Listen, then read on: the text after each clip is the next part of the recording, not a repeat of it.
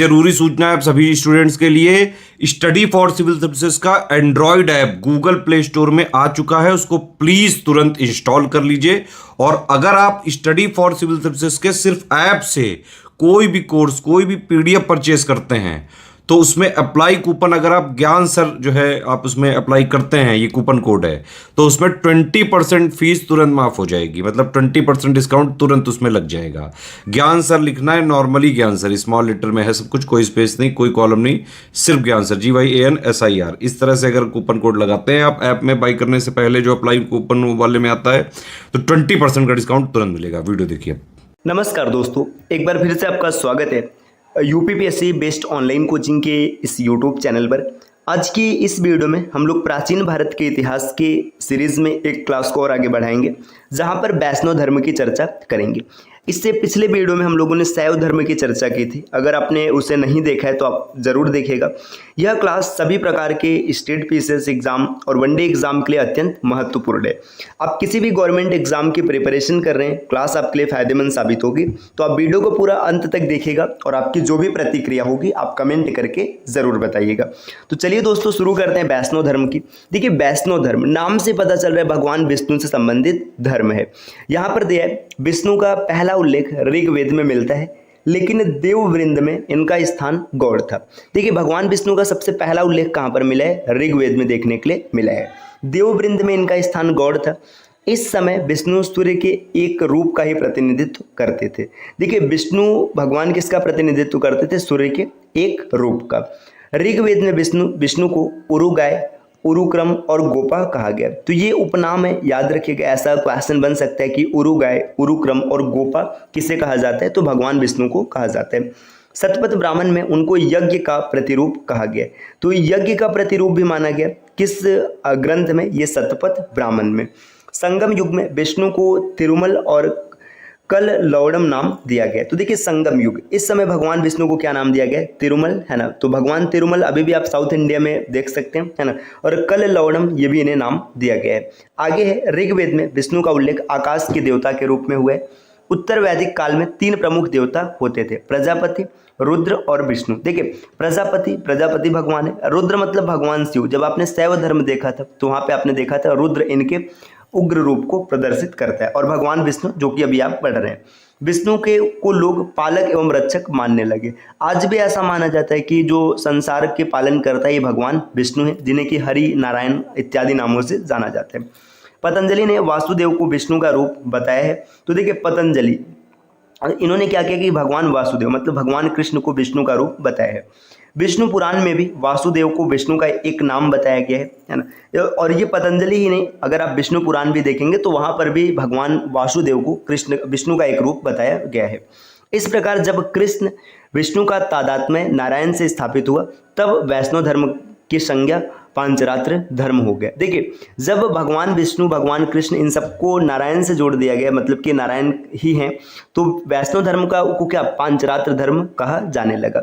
दोस्तों, अगर आप पीसीएस की कंप्लीट प्रिपरेशन करना चाहते हैं तो आप टीम के पेड कोर्सेज से जुड़ सकते हैं, जिसके लिए आपको इन दिए गए नंबर पे कॉल या व्हाट्सएप करके जानकारी प्राप्त करनी है। इसके अतिरिक्त ये ज्ञान सर का व्हाट्सएप नंबर है, आप यहाँ से व्हाट्सएप के माध्यम से भी जानकारी प्राप्त कर सकते हैं। प्ले स्टोर से स्टडी फॉर सिविल सर्विसेज का एप्लीकेशन इंस्टॉल करना ना भूलेगा। एप्लीकेशन के माध्यम से आप किसी भी कोर्स को परचेस करते हैं और वहाँ पर कोड अप्लाई करते हैं ज्ञान सर, जिसमें कि सभी लेटर्स इस्तेमाल होंगे और कोई भी स्पेस नहीं होगा, तो आपको अप टू 50% तक डिस्काउंट देखने के लिए मिल सकता है। चलिए दोस्तों, अब बढ़ते हैं और आगे। देखिए, भगवान विष्णु के 10 अवतार। देखिए, शास्त्रों से ऐसा ज्ञात होता है कि भगवान विष्णु ने अब तक कुल 9 अवतार ले लिए हैं और 10वां अवतार उन्हें लेना है। और इनके जो 10 अवतार हैं, इन्हें दशावतार के नाम से भी जाना जाता है। आप देखेंगे कई ऐसे मूवीज रिलीज हुए, कई ऐसे पिक्चर आए हैं जिसमें भगवान विष्णु के 10 अवतार को दिखाए गए हैं। तो देखिए, भगवान विष्णु के जो 10 अवतार है, इसमें सबसे पहला अवतार है मत्स्य अवतार। यह विष्णु का सबसे प्राचीनतम अवतार है, इसे प्रजापति का अवतार माना जाता है। देखिए, भगवान विष्णु ने मत्स्य अवतार लिया था मानव जाति को जल प्रलय से बचाने के लिए। जल प्रलय आने वाला था जिससे संपूर्ण मानव जाति, संपूर्ण संसार का विनाश हो जाता, तो इन्होंने मत्स्य अवतार लिया और मानव जाति को बचाने का कार्य किया। आगे कुर्म का मतलब कच्छप अवतार, मतलब कछुआ का अवतार। यह भी प्रजापति का अवतार है। समुद्र मंथन के समय विष्णु ने कुर्म का रूप धारण कर समुद्र में प्रवेश किया था। देखिए, समुद्र मंथन हुआ, समुद्र मंथन से अलग अलग प्रकार के बहुमूल्य रत्न, बहुमूल्य चीज़ें, अमृत और विष सब कुछ निकला था। तो देखिए उसमें जो जिस पर मंथन किया गया था, ऐसे भगवान विष्णु कछुआ के अवतार में नीचे थे और यहाँ पर इनका मंथन किया गया था। फिर आगे दिया गया वराह अवतार। वराह अवतार का नाम कौन नहीं जानता है ना। इसमें देखिए ये अवतार संबंधित है, एक राक्षस था, राक्षस का नाम था हिरण्याक्ष, है ना। हिरण्याक्ष ने क्या किया था कि पृथ्वी को समुद्र में छिपा दिया था। समुद्र मतलब रसातल, है ना, जो समुद्र कहते हैं वो रसातल में छिपा दिया था। तो उस समय क्या किया गया कि भगवान विष्णु ब्रह्मा की नाक से उत्पन्न होते हैं और पृथ्वी को बचाने का कार्य करते हैं। यही यहाँ पर दिया है, पृथ्वी देवी का उद्धार करने के लिए यह अवतार लिया। दामोदरपुर अभिलेख में वराह को दो रूप, है ना, कोकामुख स्वामी एवं श्वेत वराह स्वामी का उल्लेख हुआ है। विष्णु के वराह अवतार की प्राचीनतम प्रतिमा कुषाण युग में है, जो कि मथुरा से प्राप्त हुई है। देखिए यहाँ पे याद रखिएगा किस राक्षस ने पृथ्वी को समुद्र में छिपाया था, तो उसका नाम था हिरण्याक्ष, है ना, हिरण्याक्ष था। और उसने कहाँ पर छिपाया था, तो ये रसातल में छिपाया था। ये बिंदु भी इंपॉर्टेंट है, रसातल में छिपाया था उसने। और भगवान विष्णु जो वराह अवतार लेकर आए थे, ये ब्रह्मा जी के नाक से उत्पन्न हुए थे। तो 3 बिंदु आप और याद रखिएगा। आगे दिया हुआ है नेक्स्ट नृसिंह अवतार। देखिए नृसिंह मतलब इन्हें नरसिंह अवतार का भी नाम दिया जाता है। हिरण्यकश्यप का वध करने के लिए और प्रहलाद को बचाने के लिए भगवान विष्णु नरसिंह अवतार लेते हैं। तैत्तिरी में इस अवतार का विवरण मिलता है। इस अवतार की प्रतिमाओं का निर्माण गुप्त काल में हुआ है। तो मतलब इस अवतार में जितनी प्रतिमाएं बनी हैं सब गुप्त काल में निर्मित हुई है। वामन अवतार, इस रूप को धारण करके विष्णु ने 3 पगों से सारी पृथ्वी नाप लिया था। देखिए राजा बलि का नाम आपने सुना होगा। तो राजा बलि को मतलब ये पाताल लोक में भेजने के लिए क्या करते हैं कि वामन अवतार लेते हैं, एक बौने भिक्षु का रूप धारण करके आते हैं और राजा बलि से ये दान मांगते हैं। तो राजा बलि इनसे कहते हैं कि आपको जो चाहिए आप ले लीजिए। तो ये सिर्फ 3 पग धरती का मांग करते हैं। तो राजा बलि इस पर तैयार हो जाते हैं। उन्होंने पहले पग में क्या किया कि पूरी पृथ्वी को नाप लिया, दूसरे पग में इन्होंने पूरे मतलब स्वर्ग लोक को नाप लिया या फिर अंतरिक्ष को नाप लिया, और तीसरे पग में क्या, जब कुछ नहीं बचा तो राजा बलि ने कहा कि मेरे सिर पर आप पैर रखिए। तो राजा बलि के सिर पर ये पैर रखते हैं और उन्हें पाताल में भेज देते हैं और पाताल लोग उन्हें प्रदान कर देते हैं। परशुराम अवतार, अब भगवान परशुराम अवतार के बारे में कौन नहीं जानते है ना। आप सीता के स्वयंवर में परशुराम के उग्र रूप को देख सकते हैं। इसके अतिरिक्त परशुराम को चिरंजीवी का वरदान मिला है। तो कई जगह मतलब कई शास्त्रों में इनका वर्णन देखने के लिए मिलता है। ये अपने क्रोध के लिए जाने जाते हैं। राम अवतार, सिरपुर के मंदिर में राम मूर्ति के बगल में ध्यानी बुद्ध की मूर्ति मिलती है। राम अवतार मतलब भगवान राम की बात की जा रही है। रावण का वध करने के लिए प्रभु श्री राम मतलब प्रभु श्री हरि अर्थात विष्णु राम के अवतार में आते हैं। इसके बाद कृष्ण अवतार, कृष्ण अवतार के बारे में यहाँ पर दिया गया कि इनका संबंध बांसुरी वादक तमिल देवता मेयन का नाम है सौवलिया से है ना। अब देखिए ये कृष्ण अवतार ये कंस के विनाश के लिए पृथ्वी पर आते हैं।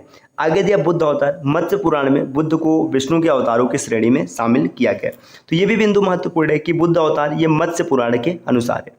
कल्कि अवतार जिन्हें कि कली अवतार कहा जाएगा, ये भविष्य में आने वाला अवतार है जो कि कली पुरुष के विनाश के लिए पृथ्वी पर आएंगे।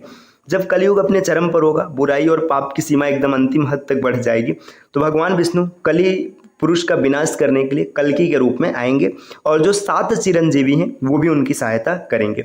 यहाँ पर दिया है यह विष्णु का भावी अवतार है। ऐसी मान्यता है कि वे सफेद घोड़े पर हाथ में खड़क लिए पृथ्वी पर आएंगे। आगे यहाँ पर देखिए और भी चीज दिया गया। दक्षिण भारत में वैष्णव धर्म के संत अलवार कहलाए। देखिए जो शैव धर्म के संत थे उन्हें नयनार कहते थे, जिनकी संख्या 63 थी, आपने पीछे पढ़ा था। जो वैष्णव धर्म के संत हैं इन्हें अलवार कहते हैं, इनकी संख्या 12 बताई गई है। अब ये यहाँ पे इनका नाम दिया गया, गोई गई है ना, पूडम पेरियावलार, तिरुमलाई है ना, ये पहले बौद्ध धर्म और जैन धर्म को अपना चुके थे। तिरुमंगई ये पहले डाकू थे, तो इनका भी नाम याद रखेगा, तिरुमंगई ये पहले डाकू थे।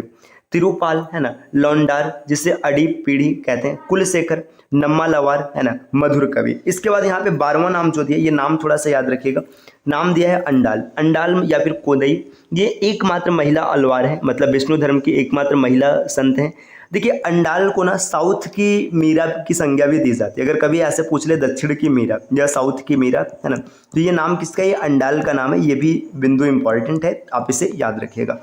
तो दोस्तों ये वैष्णव धर्म के बारे में कंप्लीट जानकारी रही। अगली क्लास में हम लोग आगे बढ़ेंगे, भागवत धर्म को समझेंगे। तो क्लास आपको कैसी लगी आप कमेंट करके ज़रूर बताइएगा, और इस प्रकार के वीडियोस को लगातार देखने के लिए चैनल को सब्सक्राइब करना ना भूलिएगा। मिलते हैं आपसे अगले वीडियो में कुछ नए कॉन्सेप्ट के साथ, तब तक के लिए नमस्कार।